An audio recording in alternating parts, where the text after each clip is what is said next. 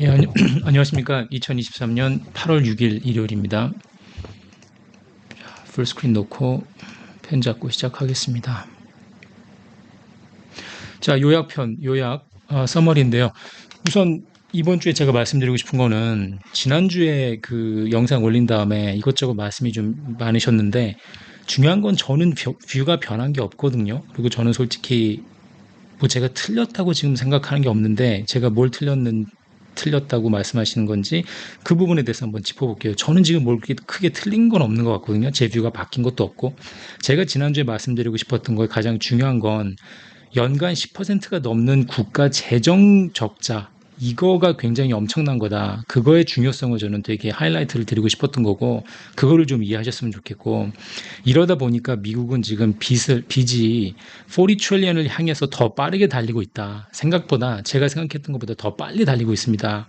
저는 원래 리먼 백백이 비슷한 게 터지고 나면 그 다음에 무지막지하게 찍어서 막고 해서 거기에 도달할 줄 알았는데 이대로 가다 보면은 자기들의 그 빚 자체가 스스로 리먼 백배를 초래하는 상황이 생길 수도 있지 않겠나 이렇게 생각할 정도로 늘어나고 있는 빚의 그 양이 엄청나다는 걸 그걸 저는 계속 저기 하이라이트를 드리고 싶었던 거고 제가 말씀드리는 그 초록색 부분 여기 장기 이론 슬라이드 말씀드리는 건 절대 일어나지 않는데 제가 이론만 떠든다 이게 아니라 시간이 걸리기 때문에 그거를 가지고 주식시장에 반영하시면 안 된다 이렇게 이해를 하셔야 돼요. 그건 제가 이번에 설명을 좀 더 드리면서 추가로 말씀을 드릴게요.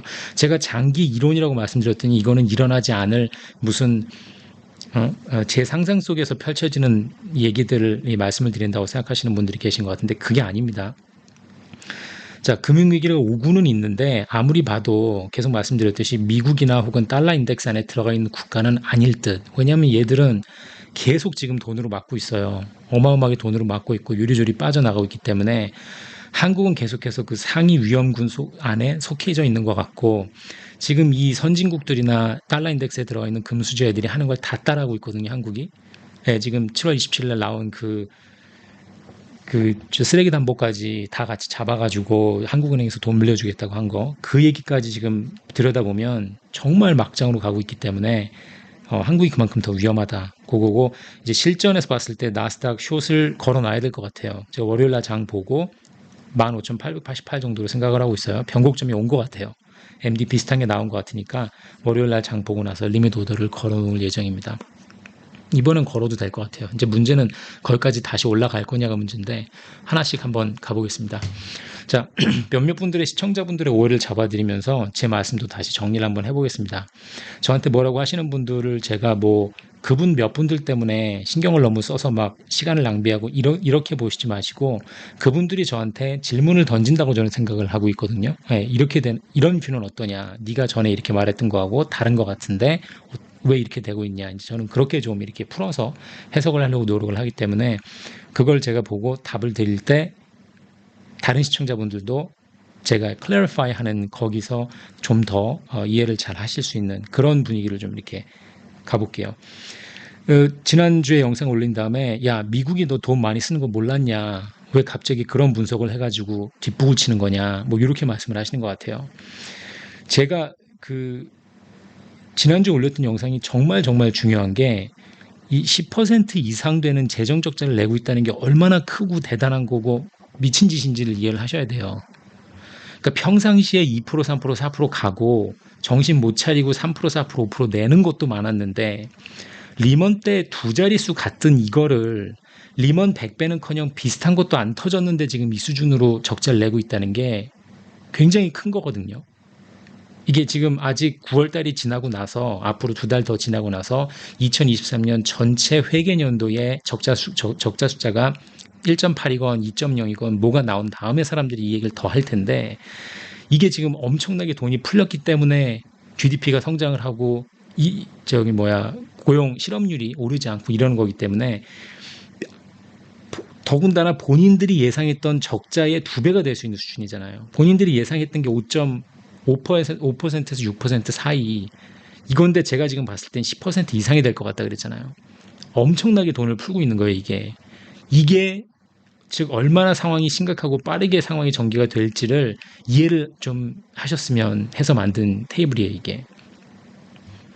그러니까 제가 자 다음 점 보고 제가 틀린 건 솔플경 제가 틀리고 제가 인정을 지난 영상에서 했던 거는 저는 원래 리먼 100배 비슷한 게 난 다음에 구제금융을 위해서 10% 이상, 15% 이상 적자를 쓸 줄 알았는데 금융위기 지금 리먼 비슷한 것 하나 제대로 터지지 않았는데 이만큼 쓰고 있다는 건 터지고 난 다음에는 도대체 얼마를 쓰겠다는 거냐. 15, 20%, 25%를 써야지 넘어가는 큰 은행들, 기업들을 다 막아주고 정부기관들을 막아줄 수 있다는 소리잖아요, 이게. 즉 제가 지금 솔플경이 주장하는 그 달러 한 번 강세가 온 다음에 쭉 약세 플러스 무너지고 금본위제까지 가야 될 상황이 오는 그걸 디데이라고 하면 그 디데이가 결국 앞당겨지고 있는 형국이란 말이에요. 지금 3분기 7월, 8월, 9월에 국채 발행량이 예상 국채 발행량이 730 빌리언이었어요. 0.73 트릴리언이었는데 1 트릴리언으로 증가를 했어요. 지금 몇 달 사이에 36%가 올랐어요. 나 빌릴 돈이 73이었는데 알고 보니까 100을 빌려야 되는 거예요. 36%가 증가했어요. 이게 지금 푼돈이 아니라 기축통화를 운영하고 있는 미국에서 어마어마하게 지금 국채 발행량을 늘리고 있는 거예요. 이거 엄청 무서운 상황이거든요. 예, 그러니까 이거 자체가 리먼 100배가 될 수도 있겠어요. 상황 돌아가는 꼬라지를 보니까. 그거를 이해를 못하신 그 시청자분들이 계속 지금 야지를 놓으시는 것 같은데 그걸 조금 더 이렇게 생각을, 그러니까 이 매그니튜드를 얼마나 엄청난 규모로 밀려오고 있는 건지를 자꾸 공감을 하시도록 노력을 해보셔야 돼요. 예를 들어서 그럼 지금 그 적자가 다 어디로 쓰여지고 있는 거냐 계속 들여다보고 있거든요. 제가 이 적자가 어디로 지금 흘러가고 어떻게 쓰여지고 있는지 말도 안 되는데 쓰여지고 있어요. 예를 들어서 ERC를 보면 Employee Credit Retention Credit, 이거는 직원들을 해고하지 않고 가지고 있으면, 데리고 있으면은 내가 돈 줄게 이거예요. 즉 자를 이유가 없다는 거예요. 직원들을 해고하면 안 돼요. 안 돼요. 직원들이 캐시카우예요. 그러니까 직원 하나가 저한테 현찰이 되는 거예요. 사장 입장으로서. 이게 지금 390 빌리언짜리 규모가 나가 있거든요. 이게 GDP의 1.5%예요. 지난주에 말씀드린 것처럼 2% 특례론 풀었더니 부동산 급격히 하락하는 걸 막을 정도의 힘이 됐잖아요. GDP의 2%를 부동산 시장에다 갖다 부으니까. 근데 GDP의 1.5%를 더 갖다 지금 고용시장에 갖다 부으니까 이게 U3 unemployment rate 3.5%에 나와 있는 이 바탕이 되는 거거든요. 자르질 않으니까 사람을. 이게 어떻게 돌아가냐면 코로나 터지기 전에 2019년 직원 숫자 기준으로 봤을 때 2020년에 네가 얼만큼 데리고 있었느냐, 2021년에 얼만큼 데리고 있었느냐, 직원 한 명당 두당 5,000불을 더 주고 2021년에 데리고 있었던 직원 수대로 두당 21,000불을 더 주는, 그러니까 최대 지금 현찰 지원이 26,000불까지 나가요. 이게 지금 신청 가능 기간은 1년, 2년씩 더 남았고요. 근데 이거는 이제 W2 직원, 그러니까 1099 한 애들 말고 W2 직원은 내가 내 직원으로 데리고 있으면서 내가 보험료도 내줘야 되고 월급 주는 그런 직원. 1099는 이제 그 우버 드라이버처럼 컨트랙터들 말하는 거거든요. 이런 사람들 빼고 PPP에서 받았던 돈 빼고 하여튼 엄청난 현찰 지원금이 나가고 있어요. ERC를 통해서. 이게 사장 입장에서, 같이 저도 홍콩에서 사업하고 있는 사장 입장에서는 너무너무 부러워요. 해고를 할 이유가 없습니다, 직원을. 왜냐면 걔들이 그 직원들 머리수 하나하나가 수십만 불, 수백만 불이 되거든요. 내가 직원이 50명 있다, 80명 있다 하면 그냥 갖다 곱해버리면 돼요. 그냥 현찰 그냥 갖다 박는 거예요, 그냥. 근데 이 상황에서 연준은 뭘 봐요? 필립스 커브를 보고 있잖아요. 필립스 커브가 제가 전에 말도 안 된다고 말씀드렸죠. 이게 틀린 거라고. 언임플로이먼트 레이시, 인플레가 잡혀서 내려오려면 실업률이 올라가서 사람들이 돈을 더 많이 쓰지 못해야 내 주머니가 비니까 사람들이 돈을 안 쓰니까 인플레가 잡힌다. 이게 필립스 커브의 가장 핵심인데 지금 이게 코미디잖아요, 상황이. 이걸 연준은 금리를 높여서 인플레는 낮춰야 되는데 실업률은 올라가질 않잖아요. 왜냐면 정부 차원에서 계속 돈을 갖다가 Employee Retention Credit이니 뭐니 보조금을 주니까 네가 직원을 자르지 않으면 정부 내가 너한테 현찰을 줄게, 이러한 상황이 벌어지고 있는 거예요. 이렇게 돈이 흘러 들어가니까. 그래서 저는 하여튼 되게 속 시원히 지금 안 것 같거든요. 왜 지금 U3 unemployment rate이 3.5%까지 가 있고 3% 거의 그 full employment 수준에서 머물고 있는지. 네, 뭐 저랑 동의 안 하시는 시청자분들은 어쩔 수 없는데 저는 그래요. 하여튼 저는 지금 많은 게 되게 답이 생기고 있는 것 같아요. 미국이 엄청나게 적자를 내고 정부에서 돈을 찍어서 풀고 있는 게 지금 웬만한 모든 걸 다 설명하고 있습니다. 그러니까 LEI를 봤을 때 리딩 이코노믹 인덱스를 봤을 때는 15개월 연속 하락을 할 수밖에 없는 게 내가 사장인데 1,000억, 2,000억을 넣고 새로 투자를 하고 들어간 입장에서는 내가 이 정부에서 푸는 돈의 혜택은 못 받잖아요. 그러니까 ERC 혜택은 못 받죠. 새로 내가 고용을 해야 되니까.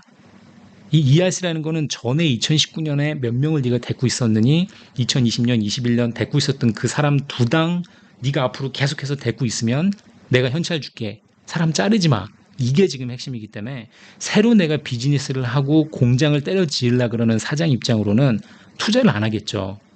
우선 내가 돈을 빌려야 되잖아요. 뭐 2천억짜리 만든다 그러면 1,000억을 빌릴 수 있으니까. 그 고금리니까는 그만큼 금융 이자 부담이 높아지니까 투자를 하기 싫을 수 있고, 그 다음에 경제 상태가 불안하니까 GDP가 뭐 다시 뭐 오르고 침체가 안 온다고는 하지만 큰 투자를 저 같아도 안 할 거 아니에요. 제가 사장이지만. 그러니까 당연히 LEI는 제조업이나 앞으로 보고 롱텀을 보고 투자해야 되는 그 사장들 입장에서 봤을 때는 하락을 할 수밖에 없는 거죠. 왜냐면 정부가 계속해서 불어넣고 있는 거는, 거품이 터지지 않게 불어넣고 있는 거는 현재 지금 당장 고용 유지시키기 위해서 해고시키지 마세요. 해고 안 시키면 내가 돈 더 드릴게요. 이런 식으로 돌아가고 있는 거니까. 무슨 말씀인지 아시겠죠? 자, 그다음에 솔풀경 틀렸다. 7월에 폭망할 거라더니 주식시장만 강세. 자, 제가 이 7월이라는 말씀을 시청자분이 쓰셨는데, 제가 타이밍을 말씀하시는 전문가들을 보면서 항상 놀라는 게, 변수가 되게 많을 텐데 저거 어떻게 저렇게 타이밍을 정해서 말씀하시지? 이 부동산 말씀하시는 분들이 이렇게 말씀을 많이 하시거든요. 근데 왜 그런지는 알아요. 그러니까 역전세난이 이때쯤 돌아올 거고 PF 대출론이 여기까지 버틸 수 있을 거고, 그런 그 이유는 알겠는데 제가 이 타이밍을 몇 월 달이라고 절대 짚어서 말씀을 안 드리는 거는 정부 개입하고 구제금융이 무서워서 제가 그렇게 말씀을 못 드려요. 얘들이 모든 판국을 항상 바꾸거든요. 제 한문도 교수님 말씀도 되게 잘 즐겨 듣고 좋은 말씀을 되게 많이 하시는 분이에요. 저 좋아해요. 한문도 교수님 팬인데 꼭 타이밍을 말씀하시는데 이건 되게 위험한 것 같아요. 그래서 이게 왜냐하면 정부가 끼어들어가지고 구제금융하고 막 판국을 바꿔놓고 조작질을 하기 때문에 이 타이밍을 말씀드린다는 게 참 위험해요. 이 방송하는 사람 입장에서. 그래서 그 시청자분이 이것저것 너무 많이 들으시다 보니까 좀 헷갈리신 것 같은데, 저는 좀 치사해 보이지만 단기, 중기, 장기로만 표현을 하지 몇 달에 무슨 일이 일어날 거라고 절대 말씀을 못 드립니다. 네, 그렇게 말씀드리는 전문가들을 보면서 저기 항상 위험이 따를 텐데라고 안타까워하는 사람이기 때문에. 또 그다음에 주식시장만 강세라 그러셨는데, 이건 뭐 수차례 말씀드렸지만 주식시장이 강세라는 거는 경제가 튼튼하다는 게 아니에요. 이거 두 개를 혼동하시면 안 됩니다. 그렇죠? 그래서 제가 여러분들을 위해서, 이렇게 오해하시는 분들을 위해서 이론 장기하고 실전 단계를 나눠서 설명드리는 거잖아요. 이론 장기에 나오는 거는 절대 일어나지 않을 일이 아니다. 일어나지 않을 일이다. 이론만 떠드는 거다. 이렇게 말씀드리는 게 아니라 주식시장에 반영할 만큼 금방금방 일어날 일이 아니니까, 그래서 제가 단기는 금방 일어나지만 이론편은 바로바로 일어날 게 아니니까, 하지만 중장기적으로는 일어날 겁니다.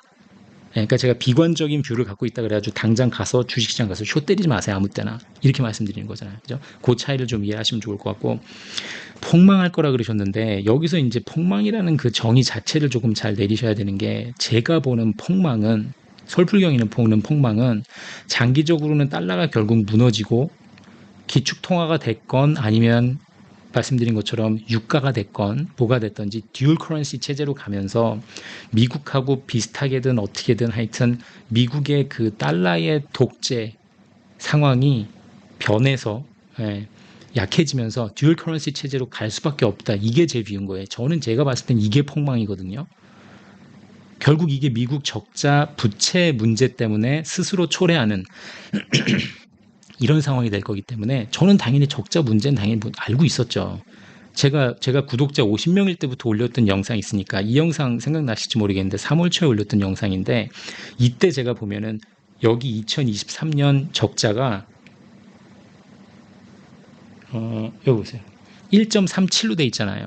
이게 그때 정부에서 나온 수치를 제가 쓴 거란 말이에요.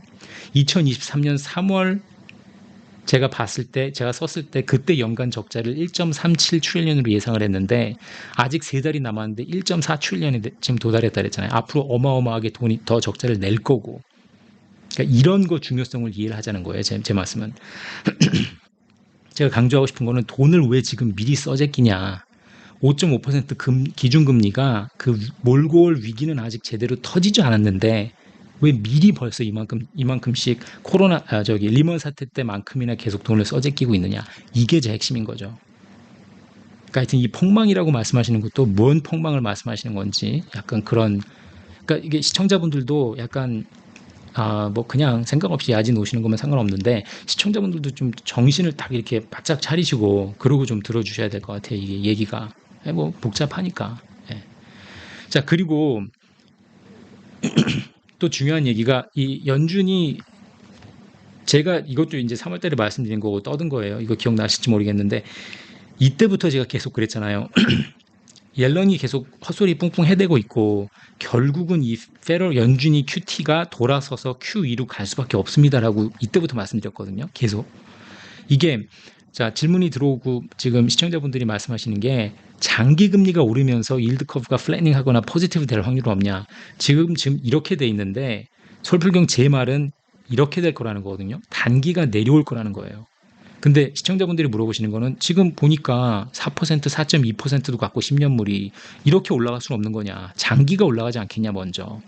제가 봤을 땐 그렇진 않을 것 같아요.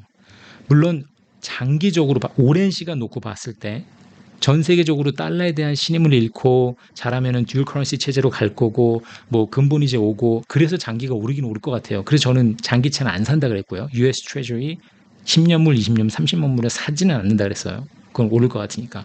이 뷰는 맞는데 왜 한번 얘가 플래닝이 먼저 오거나 3%, 그러니까 4%, 4.5% 이상 올라가기가 어렵다고 보냐면 올랐으면 제가 이미 올랐을 거라고 말씀드렸잖아요. 그게 왜 그러냐면 짧은 시일 내에 크게 오르기가 힘든 게 만약에 10년, 20년, 30년 불이 4.5에서 5%를 향해서 가면 이 정도 수준까지 되면은 다른 투자에 비해서 수익성이 너무 좋아져요. 그러니까 진짜 미국 국채를 30년, 10년을 만약에 갖고 있는데 5%를 받을 수 있다 그러면 너무 좋아져요. 수익성이. 그러니까 일로 몰릴 것 같아요, 결국. 아니면 안 몰린다 치면 이게 4.5% 5%로 가면 시장이 난리가 나겠죠. 안 몰려서 진짜 사는 사람이 없어서 수요가 떨어져 가지고 이렇게 되면 아무도 사는 사람이 없어요. 그죠? 외국에서도 안 사주고 미국 은행들도 없고 안 살라 그러고 프라이머리 딜러도 안 사고 재무부에서는 계속해서 적자를 내고 돈을 써야 되니까 발행을 한다 그러면 파월이 아무리 QE를 안 하겠다고 나섰지만 다른 이름을 들고 나와서 무슨 수를 써서든지 무슨 편법을 쓰고 말도 안 되는 문구를 넣어서 가져 나와서 살 겁니다. 이거는 100% guaranteed. 여기서 연준이 돈이 지금 떨어졌는데 안 사줄 거라고 믿으시는 분이 계세요? 그렇게 생각하시면 정말 너무 천진난만한 믿음이잖아요. 그러니까 파월이 본인이 하기 싫으면 자기가 사임을 하고 사퇴를 하고 그 다음 사람이 들어오던 아니면 바이든이 보고 쟤 하는 꼬라지 보니까 안 되겠네. 파월을 자른 다음에 다른 사람을 갖다 집어넣던 연준이 QE를 안 할 수가 없어요. 그 이름은 물론 QE가 아닐 수 있습니다. BTFP처럼 그죠? 눈 가리고 앙하듯이 뭐 일시적으로 빌려주겠다. 일시적으로 재무부한테 돈을 빌려주겠다. 그럼 재무부가 그 돈을 알아서 쓰세요. 이렇게 나올 수도 있고 모르겠어요. 뭔 편법을 가지고 나와서 또 말도 안 되는 짓을 할지 모르겠는데 100% 해요 이거를. 자기네 시중은행, 미국에 있는 SVB나 시중은행들이 넘어가니까 그걸 막기 위해서 나섰던 게 연준이고 QE를 하는 와중에도 다시 발란시트를 늘릴 수밖에 없는 게 연준인데 국가 자체가 흔들리고 미국 국채가 가격이 떨어져서 장기채가 가격이 떨어져서 금리가 4.5% 5%로 올라가면 그걸 팔짱 끼고 보고 있을 수 있는 연준 의장은 없습니다. 그래서 제가 이거를 올라갈 수가 없다고 하는 거예요. 많이 이 부분이. 올라가더라도 얘들이 다시 들어와서 연준이 찍어 눌러가지고 QE 비슷한 형태로 돌아서면서 내려올 거예요. 장기금리는. 내려온다기보다는 유지가 될 거예요. 어느 정도. 4%가 됐건 뭐가 됐건. 얘들의 장난짓은 끊임이 없을 거예요. 제가 보기엔. 그리고 제가 3월 달에도 말씀드렸듯이 이 여자가 계속해서 바이백을 하겠다 그러는데 이거가 얼마나 말도 안 되는 생각인지. 바이백이라는 건 그렇잖아요. 회사가 주식을 바이백을 해도 애플이 만약에 돈이 너무 많아서 그걸 자기 주식을 그 자사 뭐라 그러죠? 제가 한국말 잘 모르겠는데 자사주를 매입하는 거잖아요. 그러려면 내가 돈이 많아야 되잖아요. 그 트레저리는 돈이 없잖아요. 맨날 다 빌려서 쓰는데. 써야 될 돈을 빌려올 능력도 없는데 뭔 돈을 가지고 바이백을 해요. 연준을 찾아가서 연준한테 어떻게 해서든지 빌려야 되는데 연준이 뭐 안 빌려주면 땡이니까. 연준 없이는 헛수고하는 거죠. 이때 말씀드린 것처럼 요 장단기 가지고 장난질을 칠 수 있죠. 예, 뭐 단기를 팔아가지고 거기서 나온 돈을 절로 넣어서 장기를 사가지고 이렇게 바꿀 수는 있는데 커브 자체 쉐입을 바꾸려고 노력할 수 있는데 전체적인 일들을 내릴 수는 없어요. 제가 보기엔. 자, 미국 침체 안 오냐? 이건 제가 무슨 얘기를 하려고 그랬던 거죠? 자, 5.5% 기준금리를 불어튀기는 시작할 거지만 엄청난 미리 시작된 재정 정책 때문에 지연되고 있다. 그렇죠. 침체가 오냐 안 오냐? 침체 오죠. 제가 보기에는. 근데 기준금리는 5.5%에 계속 가 있고 재정 적자는 엄청 나오고 있으니까 제가 그랬잖아요. 상반된 정책이 계속 펼쳐질 것 같다고. 그러니까 지연되고 있는 거예요. 근데 만약에 이런 식으로 가다가 연착륙 침체 문제가 아니라 그냥 한 방에 확 오세요. 한 방에. 어설픈 침체, 어설픈 연착륙, 경착륙이 아니라 이렇게 이런 식으로 재정 적자에다가 계속 이제 달러가 흔들리고 피치가 나대고 막 이러다 보면은 그냥 한 방에 갈 수 있겠죠. 제가 매번 드리고 싶은 말씀은 이게 이론이나 이런 것보다도 항상 제가 초점을 맞추려고 노력을 하는 거는 정부 개입, 그죠? 중앙은행의 만행. 이러다 보면은 먼저 힘 떨어진 부모가 크게 쓰러질 때까지 계속해서 이게 반복된다. 이제는 정부들이 구제금융을 안 할 수가 없으니까 이 점을 계속해서 항상 잊지 마시고 포커스를 좀 해주셨으면 해요. 이거에 따라서 마켓이 살고 죽을 거니까. 이거를 지금 한국 정부가 그대로 따라하고 있잖아요. 선진국들이 하는 거를. 그냥 따라가는 거 못해서 이제 지난주 7월 27일 좀 더 됐네요. 비은행권 대출 제도 개선. 이제 갈 때까지 가는 거예요. 예, 쓰레기 담보, 쓰레기 PF 담보까지 잡고 돈 빌려주겠다. 야, 이게 그러니까 BTFP를 따라하는 건데 최소한 연준에서 BTFP는 그래도 국채나 MBS 등급이 높은 그쵸? 트리플 A 정도 되는 걸 가지고 내가 담보 잡은 데 빌려줄게라는 양심은 있는데 지금 제가 봤을 때 한은에서 하는 거는 양심이고 뭐가 없어요 그냥. 예, 다 갖다 던져버렸고 그냥 이래서 제가 한국 집값이 고점 대비 7, 80% 떨어진 값에 주춤할 수 있다고 말씀드리는 게 이게 그냥 한국은 한 방에 가요 한 방에. 제가 보기엔 거의 드라마 수준으로 갈 것 같아요 한 방에. 예, 계속 유지되는 듯 하다가 그냥 계속해서 환율은 1250에서 1350 왔다 갔다 하다가 쿵 하면서 그냥 한 방에 완전히 돌이킬 수 없을 정도로 많이 심하게 갈 것 같아요. 이 들으시는 국민 여러분들한테 특히 집 가지고 계신 분들이나 뭐 비투하신 분들한테는 되게 죄송하지만 엔딩이 굉장히 어글리할 것 같아요. 그래서 제가 자꾸 이게 FX 크라이시스나 sovereign debt crisis로 정부 부채 문제로 갈 것 같다. 그러다 보면 이게 미국까지 번지면은 파이낸셜 리셋까지 올 것 같다라고 이제 떠드는 거고 한국은행만 놓고 봤을 때 한국은행에서 지금 딜레버리징의 중요성을 얘기를 하면서 기준금리는 안 올리고 시중금리가 덜 올라가서 가계부채가 늘어나는데 한몫하고 있는 거 아니에요 지금.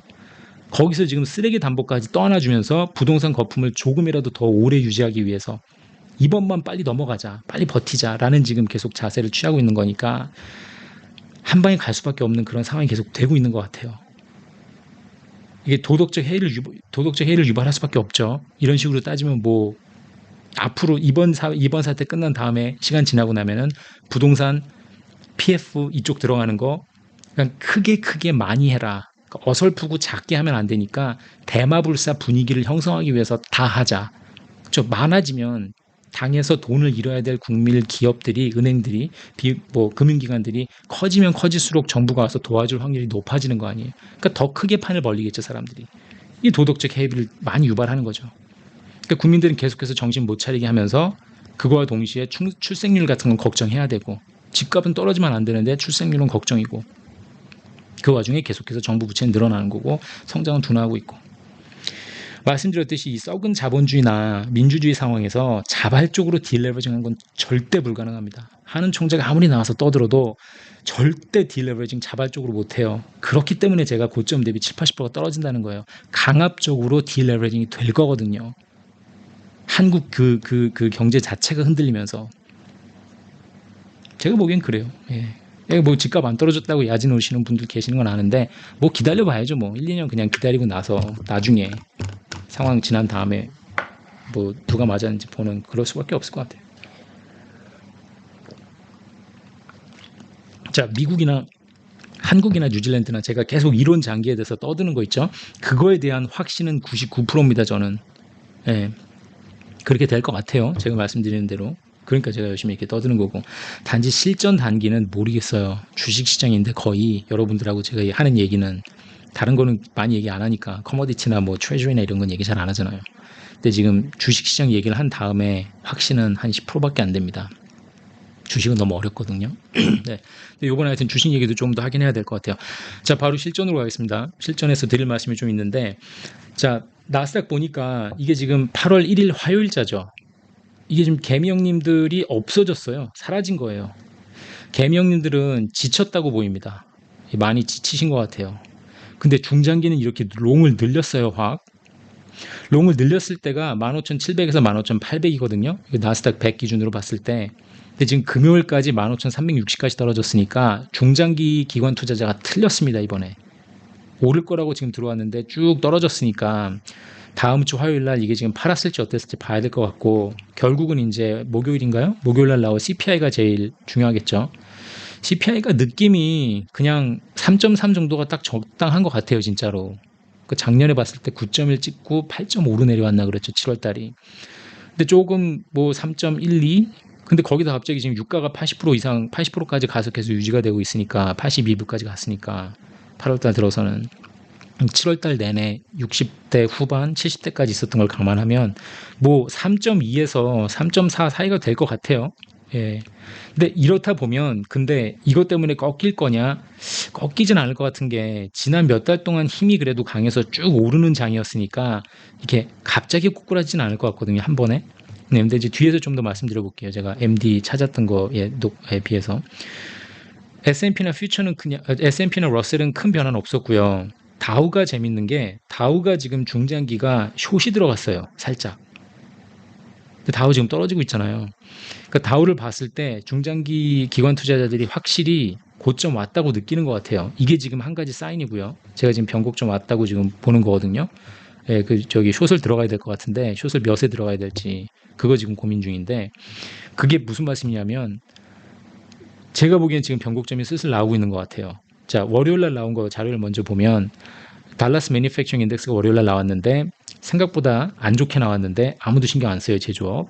그냥 지나가고, 화요일날 잡 오프닝이 나왔는데 거의 비슷하게 부합했어요, 예상치랑. 큰 영향 못 줬습니다. 퇴사한 거, 잡 퀴츠를 보면 퇴사를 덜 했어요. 그럼 고용시장이 강하다는 거니까 연준이 금리를 올릴 거고 악재죠. 근데 떨어졌어요. 그럼 MD가 없었죠. 뉴스가 악재인데 떨어졌으니까 매치했잖아요. 뉴스하고 마켓하고 일치했죠. 수요일날 피치가 다운그레이드 했는데 악재였으니까 떨어졌어요. 일치했습니다. MD 없었고. 목요일날 나온 이니셜 주간 실업 청구 건수 보면은 부합했고, 컨티뉴어스 연속 건수도 보면 부합해서 큰 임팩트 없었어요. 결국 금요일날 나온 자료인데 금요일날 나온 자료를 보면 U3 언임플로먼트가 3.5% 나오고 U6가 6.7% 나오고 강해요. 강하게 나왔으니까 고용시장이 탄탄하다는 거니까 연준이 올릴 거다. 그러면 이거는 악재인데 높았고, 난펀페일 봤을 때 살짝 약했으니까 거의 부합했는데 살짝 약하게 나왔으니까 이거는 안 올릴 거다. 호재였고 강했어요. 이게 지금 여기서 호재고 악재고가 중요한 게 아니라 무조건 올랐다는 게 중요한 거니까. 자, 오르면 MD가 아니잖아요, 지금. 지금 우리가 오르고 있는 입장에서 여길 찾으려고 그러는 거야. 꺾어지는 변곡점을 찾으려고 그러는 거니까 여기서 떨어지는 상황을 봐야 되는 거거든요. 그러니까 우선 무조건 올랐으니까 이거는 MD가 아니에요, 그냥. 예, MD 없었음이에요, 그냥. 근데 재밌는 게 10년짜리 이 일들을 보면 금요일 날 클로징 할 때 목요일 날 4.2에서 4.04까지 떨어졌단 말이에요. 꽤 많이 그래 떨어졌는데 사실 이렇게 내려가면은 주식한테는 호재입니다. 그러면은 주식이 올랐어야 되는데 떨어졌어요. 호재인데 떨어진 주식이 MD라 그랬잖아요, 지금 계속 여태까지 제가. 그러니까 균열이 시작한 거라고 볼 수도 있을 것 같아요. 근데 그래도 월요일 날 좀 보긴 봐야 될 것 같아요, 상황을. 월요일 날 상황을 좀 봐야 될 것 같아요. 이게 지금 어닝스 나온 것도 있고 월요일 화요일 한 이틀 정도 봐서 이게 진짜 균열이어서 분위기가 쌓여가지고 그냥 힘을 다해서 지금 떨어지고 있는 건지. 자, 경제 지표에서는 나오지 않았는데 금요일장에서 이게 막바지 보인 이상한 현상이죠. 월요일 날 좀 더 봐서 임팩트가 얼마나 있을지 빅테크 어닝스에. 왜냐하면 전체적인 분위기가 지금 다우존스가 5일 연속 하락했고 요 전에 COT에서 말씀드렸지만 중장기들이 이제 아예 사라졌어요. 다우가 오를 거라고 베팅하는 게 아예 뿅 없어졌기 때문에 얘들이 지금 관망하거나 내려갈 수 있다. 거의 지금 톱에 온 것 같다. 다우존스가. 이런 뷰라는 거는 거기다가 러셀이 살짝 올랐다가 떨어졌죠. 러셀은 별로 중요하지 않았고. 그러니까 중장기 투자자들도 숏으로 돌아선 거나 롱 포지션을 아예 클리어를 했기 때문에 1, 2주 전하고 지금 기류가 많이 바뀐 것 같아요. 결국 중요한 질문이 월요일 화요일 날 분위기를 봐야 되는 게 투자자들이 지금 살짝 쉬어가는 거냐 아니면은 변곡점에 도달한 거냐, 앞으로 뭔가 큰 뉴스 하나 나오면은 쭉 떨어질 일만 남은 거냐, 요거겠죠. 제가 보기에는 여기서 살짝 변곡점 상태가 보이는 것 같아요. 그러면 변곡점이라면은 침체 우려가 없다는 걸 거의 다 감지했는데 거의 다 이해했는데 받아들였는데 왜 불안을 감지하는 건지 잘 모르겠어요. 지금 더 올라야 되는데, 약간 이게 지금 퀘스천 마크인데, 그러면 하여튼 7월 달에 나오는 CPI 보고서는 어떻게 반응하는지 그걸 한번 보시자고요. 이거 기저효과랑 유가가 어떻게 반영되는지. 만약에 여기서도 뉴스가 나쁘지 않다. 약간 호재 비슷하게 나왔다. 이 주식시장 뉴스가 호재 비슷하게 나왔는데 주식시장이 비실비실한다. 내려가거나 약해지거나. 이러면은 거의 지금 MD 와서 변곡점이 왔다고 저는 생각할 것 같아요. 조금 이제 힘을 살짝 다한 것 같아요. 피치 얘기에 대해서 물어보시는 분 계셨는데 그 뒷장에서 좀 더 해드리고, 호주가 4.1% 그냥 동결했네요. 한국은행 지금 한숨 돌린 것 같아요. 지금 이 순간을 지금 즐기셔야 될 것 같아요. 동결했는데 어떻게 될지 또 보시자고요. 자, 피치 얘기는 뭐냐면, 피치에 대해서 질문해 주시는 분들이 몇 분 계셨는데, 자, 피치 다운그레이드. 피치에서 근무하시는 분들 혹은 그쪽에 관련돼 계신 모든 분들한테 제가 사과부터 드리고 시작하겠습니다. 죄송한데, 왜냐면 제가 피치 비하 발언이 될 수도 있을 것 같아서. 이 신용평가라는 거는 이렇게 18단계로 나뉘어져 있거든요. 이제 S&P하고 피치는 같은 이 표기법을 쓰고 무디스만 조금 다른 표기법을 씁니다. 미국이 원래 이제 여기 있었죠. 최고 AAA였는데 2011년에 아시겠지만 욜로 강등을 시켰어요. 미국 정부를. 그리고 무디스는 아직도 꿈쩍 안 하고 여기에 가 있고요. 피치가 지금 여기서 일로 내려왔다는 거거든요. 이게 지금 막 대단한 거냐, 무슨 숫자를 보고 어떻게 본 거냐, 막 이쪽 더 자세한 좀 해석을 좀 해봐라. 중요한 거는요, 피치 아무도 신경 안 씁니다. 마켓에서 이거를 어떻게 말씀드려야 될까? 죄송한데 피치 아무도 신경 안 써요. 그러니까 돈이 있으면, 발행하는 기업이나 국가가 돈이 많으면 피치도 받으셔도 되는데, 그냥 돈 없는 기업이거나 돈을 아끼시고 싶으면은 이거 돈 꽤 많이 들거든요. 여기서 이 신용평가 이걸 받는 게. 저희는 피치 하시지 말라 그래요.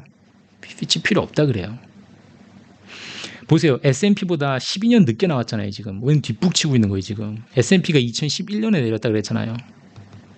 그때는 뭐 부채 뭐 한도 문제가 있거니 뭐 어떻게 했거니 그걸 다 떠나서, 그 이유를 떠나서 S&P가 먼저 이 경종을 울린 거 아니에요. 미국 이대로 가면 안 된다 하고서 이때 등급을 내린 게, 이게 굉장히 큰 한 수였고, 왜 12년이 지난 2023년에 지금 이걸 강등을 시키냔 말이에요. 이게 뭔 의미가 있냐는 거죠. 아무 의미가 없어요. 이게 왜 의미가 없냐면, 이 신용평가가 어떻게 돌아가냐면, 자, 기업을 제가 보고 한번 설명을 해볼게요. 기업이 우리가 말하는 여기서 트리플 B, 더블 B, 싱글 B 이렇게 있다 그러면, 저는 이제 하이힐드를 많이 했으니까 저는 투기 등급 채권을 많이 봤거든요.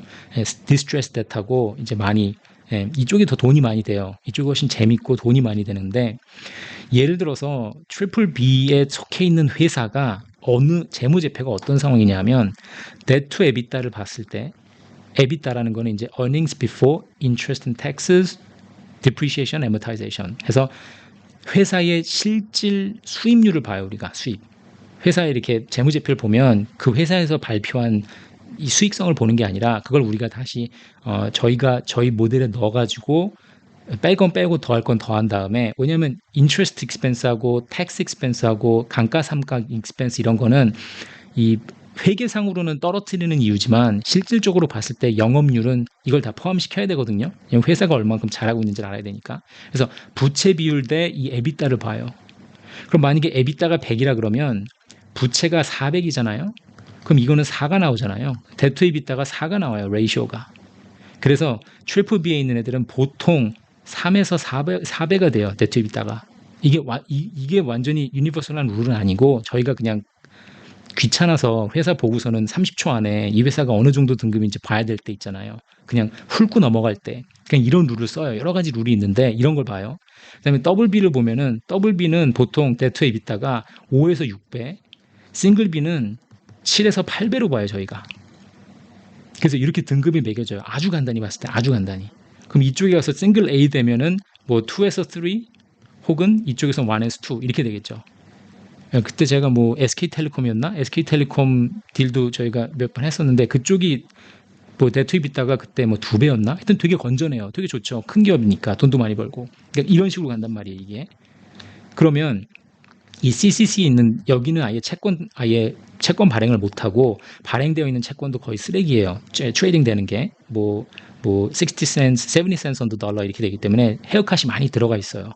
근데 미국을 보면 물론 이게 심평할 때 국가 레이팅을 볼 때는 저도 한국 국가나 필리핀 국가나 이쪽을 일을 많이 했지만 당연히 에비타나 이렇게 보진 않죠. 보는 그 매트릭스 자체가 달라요. GDP도 봐야 되고 그 뭐 전체 부채도 봐야 되고 경제 성장률도 보고 인구 밀도도 보고 연령별도 보고 막 이것저것 다 보죠. 근데 이 룰만 놓고 봤을 때 이 부채하고 내 수익률, 그러니까 내가 벌어들이는 돈하고 부채만 놓고 봤을 때 미국은 어디 있을 것 같으세요? 미국 정부가. 이런 스케일로만 놓고 봤을 때 여기가 있겠죠. 미국 정부는. 미국의 수입은 뭐예요? 만년 적자잖아요. 걷어들이는 건 세금은 500인데 나가야 되는 지출은 600, 700, 800이니까 얘네는 만년 적자죠. 무역도 맨날 적자고 재정도 적자고 맨날 모든 게 다 적자예요. 커런 어카운트, 캐피털 어카운트 다 적자란 말이에요, 얘들은. 그러면 이 에비타는 적자고 부채는 기하급수적으로 늘어나고 있잖아요. 이게 말이 돼요, 그러면? 말이 안 되잖아요. 이거 마이너스가 나오는 거 아니에요, 마이너스. 그러니까 아예 7배, 8배가 아니라 막 마이너스 100, 마이너스 200을 가는 거잖아요. 근데 왜 얘들이 여기 묶여 있냐? 기축통화니까. GDP 1등이고 군사력 있고 전 세계 85%가 달러를 사용해야지 세틀하는 거고 그냥 완톱이니까 아무도 못 건드리니까 여기 가 있는 거잖아요. 여기서 이걸 지금 이 판국에 AA 플러스로 낮춘 게 무슨 의미가 있냐는 거죠. 없어요. 아무 의미도. 이때 S&P가 2011년에 내린 건 제발 똑바로 합시다. 이런 식으로 가면 안 되지 않겠습니까? 라고 이렇게 띵띵띵 경종으로 울려준 거고. 그러니까 이게 되게 무의미해요. 지금 피치가 들고 나온 게. 사람들이 신경 많이 안 쓰는 거예요. 그래서 그 마켓에서 종사하시는 분들은 아시는 분들은. 그럼 무디스는 왜 AAA 유지하고 있냐? 왜 얘네는 지금 안 내리고 여기 가 있냐? 무디스하고 S&P 둘 다 잘한다며. S&P가 한 수 위에요. 무디스보다. 왜 안 내리고 있냐? 이건 버핏 할아버지 때문에 안 내리는 거죠. 버핏 할아버지가 눈 뜨고 계시는 동안은 강등 없어요. 제가 보기엔. 버핏 할아버지가 돌아가시고 난 다음에 누가 바통을 이어받냐에 따라서 바뀔 수도 있겠죠. 왜냐면 여기 버핏 할아버지가 대주주니까 무디스는. 버핏 할아버지는 뭐 투자의 규제, 뭐 최고의 투자 뭐 이거 하는데 투자의 규제뿐만이 아니라 미국에서 그렇게 막 뭐라 그러죠? 이거 칭송받고 약간 막 사람들이 다들 우러러보고 하는 게 이 사람은 그냥 투자만 잘한 게 아니라 America First 하고 Don't bet against America 한 거 아니에요. 그러니까 미국을 거스르지 마라. 내가 미국에 베팅을 했기 때문에 내가 이렇게 최고의 투자자가 됐다니까 미국도 살리고 나도 돈 벌고 이러한 아이콘이잖아요. 미국에. 그런 사람이기 때문에 그 사람이 자기가 소유하고 있는 자기가 대주주로 앉아있는 무디스가 이걸 강등시키는 걸 눈뜨고 볼 리가 없죠. 버핏 할아버지는. 그렇기 때문에 그분이 눈뜨고 살아계시는 동안은 강등이 없을 겁니다. 제가 보기에 뭐 제 생각이니까 틀릴 수도 있는데. 그래서 무디스는 AA에 묶어놓고 있는 거예요. 얘들은 내리고 있고 피치는 뒷북치고 있고. 그게 다 무의미해요. 지금 이게 여기 와 있다는 게 이거 자체가. 미국에 지금 뭐 레이팅이 하나 내려왔니, 두 개 내려왔니, 이거 자체가. 중요한 거는 피치에 대해서 물어보시는데, 피치도 그냥 그래요. 피치라는 회사는 무디스나 S&P보다 왜 그런지 모르겠는데 항상 한 단계씩 높게 줘요. 만약에 제가 뭐 XYZ 회사가 있는데 여기가 나왔어요, 등급이. S&P가 너는 트리플 B 마이너스야. 무디스에서는 Baa3입니다 했잖아요. 그럼 보나 안 보나 피치에서는 트리플 B 플랫을 줘요. 왜 그런지 모르겠어요, 저도. 그래서 항상 여기 이렇게 등급이 나오잖아요. 그럼 등급을 하나 여기서 받아보면 이렇게 나와요. 하나씩 높게 나와요, 피치는. 약간 이렇게 덤으로 넌 깍두기야 이렇게 해서 하나씩 더 올려주는 약간 그런 느낌이 있어요. 그래서 여기서 후달려서 못 받고 여기서 후달려서 못 받는 회사가 있잖아요. 그럼 저희가 편법으로 그럼 피치만 받으세요, 이런 경우도 있어요. 하나 높게 나옵니다. 사실 S&P가 일을 다 해요. S&P가 일을 다 한다는 게 뭐냐면 무디스랑 피치보다, 피치는 당연히 그러거니와 무디스가 S&P가 한 수 두 수 위입니다, 마켓에서. 이 사람들이 얼마나 일을 잘하냐면 제가 이걸 피부로 느낀 게 2009년에 이제 리먼 사태 난 다음에 막 한국도 힘들었잖아요. 한국도 불안했잖아요. 크게 맞진 않았지만.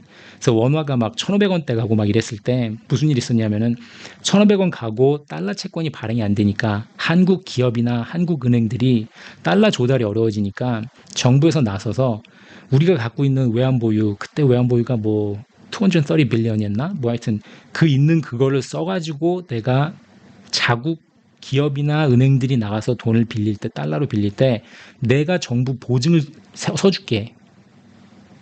그러니까 걱정 말고 해. 걱정 말고 빌려줘. 이런 메시지를 보내면서 이거를 그때 법으로 통과를 시켜요. 정부에서, 한국 보증에서, 한국 정부에서. 그때 이거를 유일하게 써먹으려고 했던 게 써먹었어요, 결국은. 그게 하나은행이었습니다. 하나은행의 신평사 크레딧 레이팅스 어드바이저가 크레딧 스위스였기 때문에 제가 하나은행 분들 많이 만나고, 저희 이제 CS가 몇 개 했어요. 뭐 기아자동차도 하고 SK텔레콤도 하고 석유공사도 하고 하나은행도 하고 몇 개씩 하는데 한 그 주간 투자은행마다 CS가 이때 하나은행 들여가지고 제가 이거를 안타깝게도 이 딜에 많이 개입이 됐는데, 이때 뭐가 문제였냐면은 한국 정부가 보증을 한다는 건, 누가 누구를 보증을 한다는 거는 하나은행 등급이 그때 제가 기억이 정확히 안 나는데 하나은행 등급이 여기였다 그래봐요. 이거였어요. 그럼 한국 정부는 등급이 이거였어요. 네, 아마 그랬을 거예요. 그러면 보세요. 하나은행이 그냥 나가서 혼자서 빌리면 돈을 BBB 플러스 등급을 받는데 정부 보증을 끼면은 A-를 받겠죠. 왜냐면 저쪽에서 미국에서 투자하는 사람들이 돈을 빌려주는 입장에서 한국 정부 크레딧을 보고 빌려주는 거니까 A-가 나야 된단 말이에요. 그래서 하나은행이 나 10억 불이 필요합니다. 10억 불 나가서 5년짜리 공모 채권을 발행하겠습니다 했을 때, 나가서 발행할 때 A-를 안고 나가서 발행하는 거예요. 왜냐면 정부 보증을 안고 나가는 거니까. 근데 결국 트리플 B 플러스로 나갔어요. 왜 그랬냐면 한국 정부 보증, 이 보증이라는 게 두 가지 조건이 필요한데, 하나는 irrevocable, 번복할 수 없어야 하고, 두 번째는 unconditional 해야 돼요. 컨디션이 붙으면 안 돼요. 조건이 붙으면 안 돼요. 근데 한국 정부가 실수로 조건을 붙여요. 우리 한국에 있는 기업이나 은행들이 나가서 달러를 빌릴 때 내가 보증 서줄게. 그러나 구매자가, 즉 투자하는 투자자가 내국인이 아닐 경우에는 내가 사줄게. non-resident라는 말을 쓰거든요. 그러니까 즉 외국 사람들이 외국에 있는 달러를 우리 한국에 있는 기업이나 은행들한테 빌려주세요. 뭐 이러한 취지로 넣은 건데, 거기에 조건이 붙으면 보증이 안 돼요, 성립이. 이거를 당연히 세 군데다 저희가 신청을 했을 거 아니에요. 무디스하고 피치가 하루 이틀 만에 다 오케이를 했어요, A-를. 근데 S&P가 3일이 걸렸는데 답이 안 오는 거예요, 계속.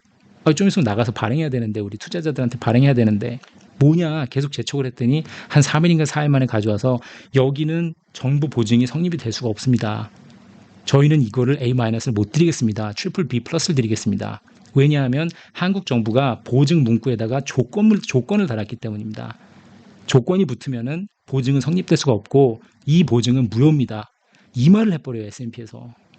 그래서 그때 제가 이야기로는 한국은행이었나? 무슨 그 금융 재무부였나? 뭐 하여튼 거기서 제일 높은 양반이랑 S&P에서 제일 높은 양반이랑 미국까지 다 해가지고 난리치고 막 싸우죠. 한국 정부에서는 이런 게 어딨냐, 막 해줘야 된다 했는데 결국 S&P 못 꺾죠. S&P가 이겨가지고 하나은행이 결국 트리플 B 플러스를 가지고 나와서 발행을 한 다음에 그 다음에 국회 열렸을 때 이걸 바꿨다 그러더라고요. 그 문구를 뺐다 그러더라고요. 그걸 짚어낸 게 S&P예요. 물론 그때 이제 뭐 S&P에서 일하시는 분이 똑똑해서 그걸 짚어내실 수도 있겠지만 보통 흐름이 이런 식이에요. S&P가 일을 제일 잘하고 이게 딱 해서 하니까 어떻게 돼요? S&P가 이 말이 나가고 그 소식이 나가니까 무디스하고 피치에서는 바로 이틀 전에 해줬던 컨퍼메이션을 철회를 합니다. 허겁지겁. 저한테 연락이 왔을 때 철회하고 싶다고, 철회해야 된다고, 무효. 그러니까 무디스하고 피치가 S&P 따라가는 거죠. 나 이거 싱글 A 못 주겠다. 일로 가야 된다. 이런 식으로 S&P가 일하는 게 한 수 위에요. 그리고 필리핀 정부에서도 또 언젠가는 무슨 얘기가 나왔냐면 자기들 돈 좀 아껴야 되겠다고 레이팅스 신용사 3개에서 하나 제끼고 2개만 써야 될 것 같은데 누구 제껴야 되냐? 피치지 그러더라고요. 당연히 피치 제끼세요. 그런데 그거를 그러면 왜 피치를 제껴야 되는지를 리포트를 하나 써내래요. 그러니까 보통 공무원들은 우리한테 이런 걸 많이 부탁을 하거든요. 그럼 이제 금요일 날 퇴근도 못하고 제가 남아가지고 이걸 썼던 기억이 있는데 한 4장짜리 편지를 써가지고 왜 피치를 빼고 S&P하고 무디스만 갖고 가시면 되는지 뭐 이런 것은 증권사에서 하는 일이 뭐 그런 일이죠. 하여튼 그래서 피치에서 뭐 했던 건 별로 중요하지 않습니다. 판국 바뀌는 게 하나도 없으니까 그렇게 큰 it's a non-event. 자, 나스닥 100 이게 선물을 보면요. 제가 지금 여기서 15,600, 15,800을 지금 보고 숏 엔트리 타이밍을 보고 있는 게 이렇게 보면 될 것 같아요. 16,000을 넘을 수는 있어도 살짝 넘을 수는 있어도 한참 넘기기는 역부족일 것 같아요. 지금 16,000까지 한번 갔었잖아요. 2, 3주 전에. 그렇죠? 16,500이 2021년이었나요? 요때 그 최고점이었거든요. 최고점 한번 도달했으니까 16,000 한번 찍었으니까 97%까지 찍은 거예요, 지금.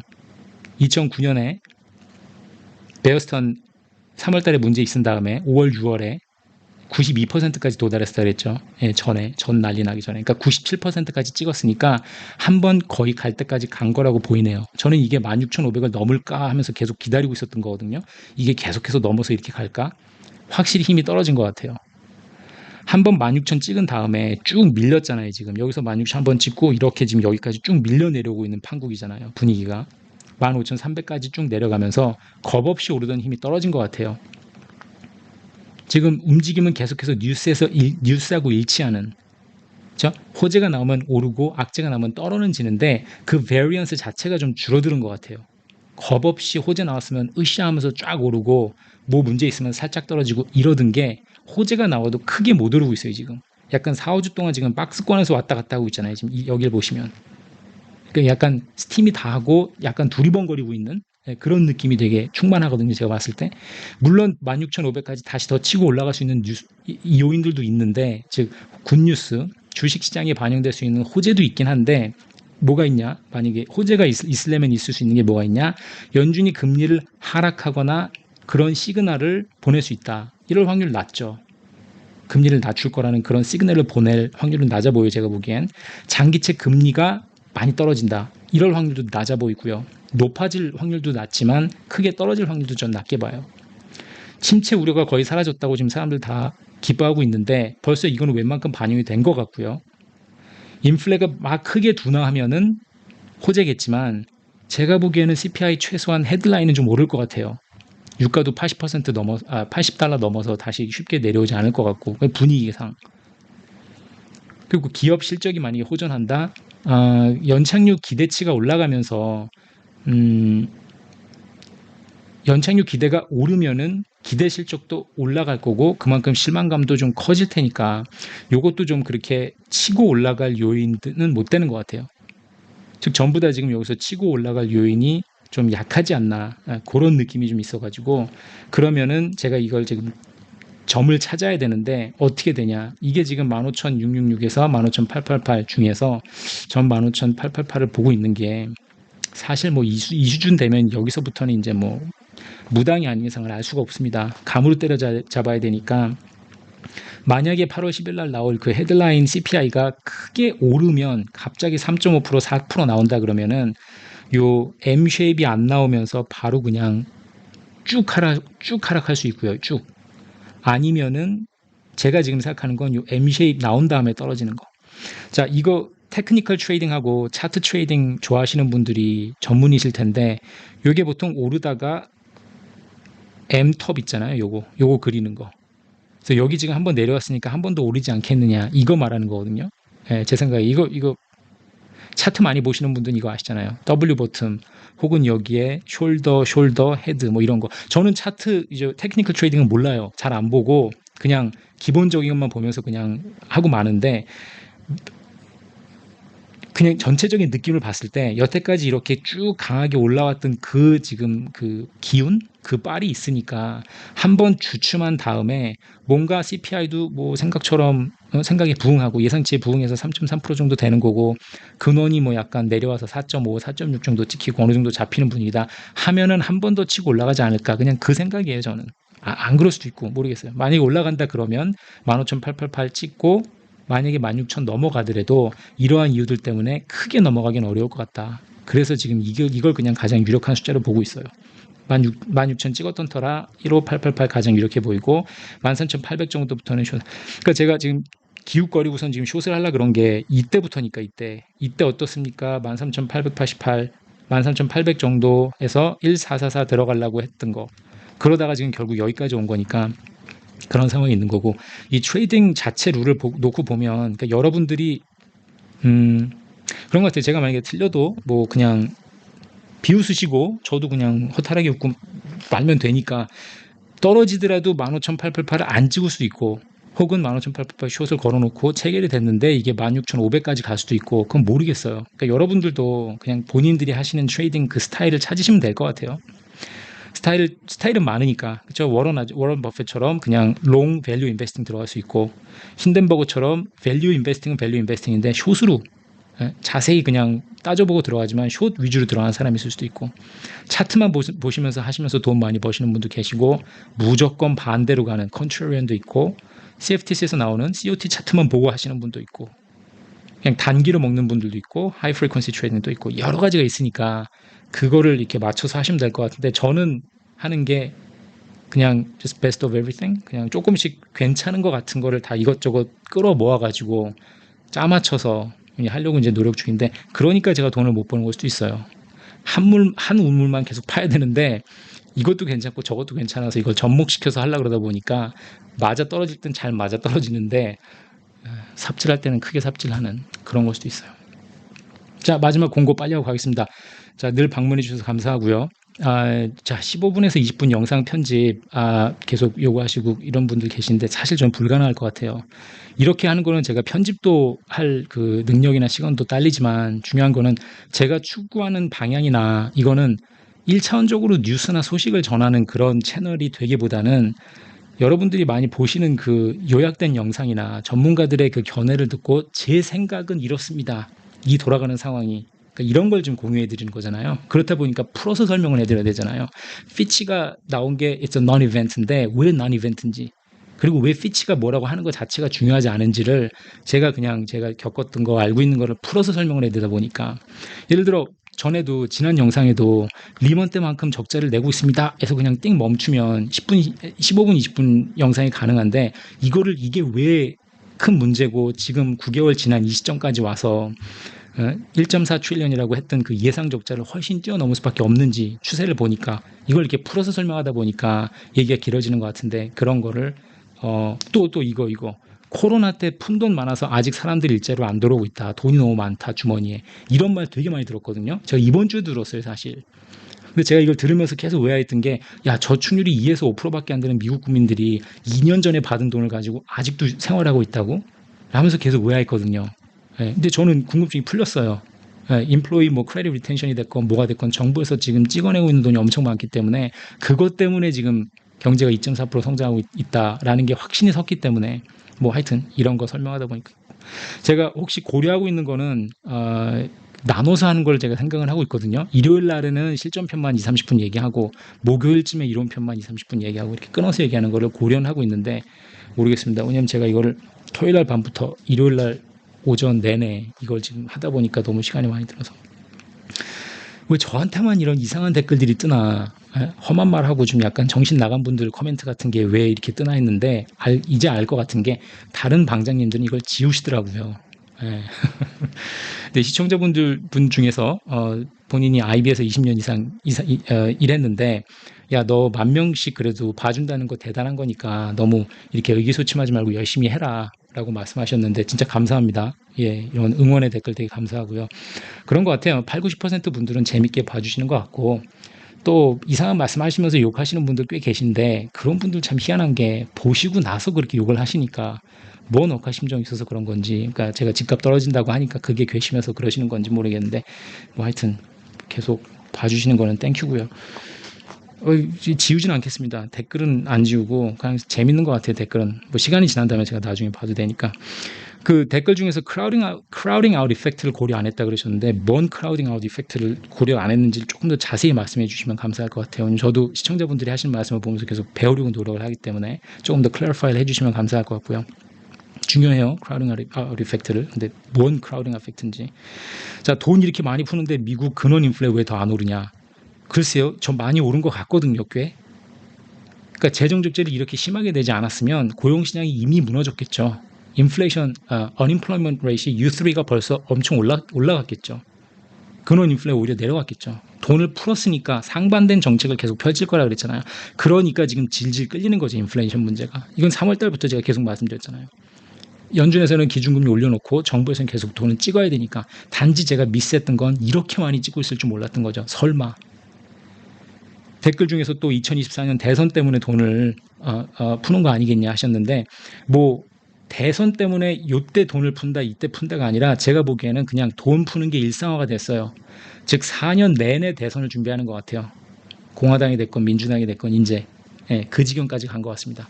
파월 의장이 어떻게 할지가 이제 관건이겠죠. 어떤 스탠스를 취할지 어느 시점에 들어와서 재무부를 도와주고 장기채를 사기 시작할지 혹은 장기채를 사는데 돈을 밀려주기 시작할지 그 짓을 꼭 할 겁니다. 자, 하여튼 지난주하고 별로 변한 건 없고요. 당분간 유한타 증권 계속해서 올려놓겠습니다.